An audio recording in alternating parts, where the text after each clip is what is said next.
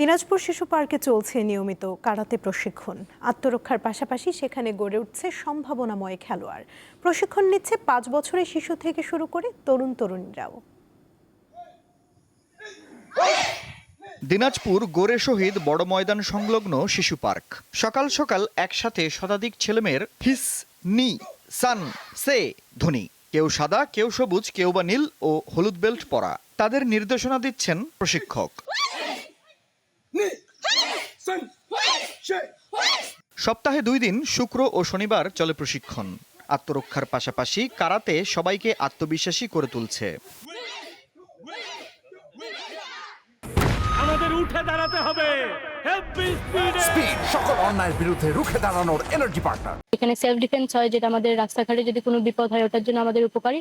And আমি হচ্ছে এখান থেকে যাব জাতীয় পর্যায়ে খেলার জন্য। আমি এখানে দীর্ঘ 5 বছর ধরে কারাটে শিখি। তো যদি আমাকে রাস্তাঘাটে আটকায়, আমি সেটা প্রতিরোধ করতে পারবো প্রায় 5-6 জনের মতো। যদি আমরা এটাকে জাতীয় পর্যায়ে নিতে চাই, তাহলে আমরা বিভিন্ন রকমের জাতীয় পর্যায়ে খেলতে পারি, জেলা পর্যায়ে থেকে জাতীয় পর্যায়ে খেলতে পারি, এইটা থেকে আবার ইন্টারন্যাশনালও আমরা খেলতে পারি, যেখান থেকে আমরা বাংলাদেশের মুখটা গর্ব করতে পারবো।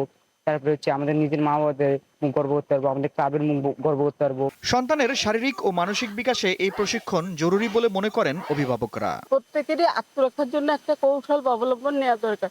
সেহেতু আমার যেহেতু মেয়ে বাচ্চা 2 বাচ্চা এখানে শিখে, তা ওদেরকে আমি চাই যে ওরা যেন যে কোনো পরিবেশ পরিস্থিতিতে নিজেকে মোকাবেলা করতে পারে। প্রশিক্ষণের মাধ্যমে ছেলেমেয়েরা তারা তাদের নিজেদের বর্তমান পরিস্থিতিতে আত্মরক্ষা করতে পারবেন এবং সব দিক থেকে তারা নিজেদেরকে সেভ রাখতে পারবে এবং অন্যদেরকে সেভ রাখতে পারবে। কারাতে হলো এক ধরনের সাধনা, যত অনুশীলন ততই উন্নতি।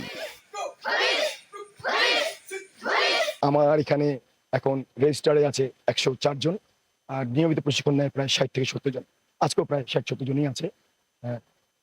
তো আমার এখন একটাই মিশন, আমার এই বাচ্চারা যেন ভালোভাবে প্রশিক্ষণ নিয়ে জেলা পর্যায়ে, বিভাগীয় পর্যায়ে, জাতীয় পর্যায়ে এবং আন্তর্জাতিক পর্যায়ে যেন খেলতে যেতে পারে। এটার জন্য আমি আমাদের দিনাজপুরের মাননীয় ডিসি মহোদয়ের কাছে বিশেষভাবে অনুরোধ রাখবো, উনি যেন আমার বাচ্চার প্রতি একটু বিশেষ যত্ন রাখেন।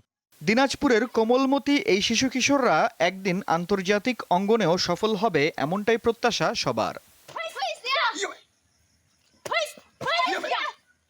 আফরিদ হাসান, দীপ্ত, বার্তা কক্ষ।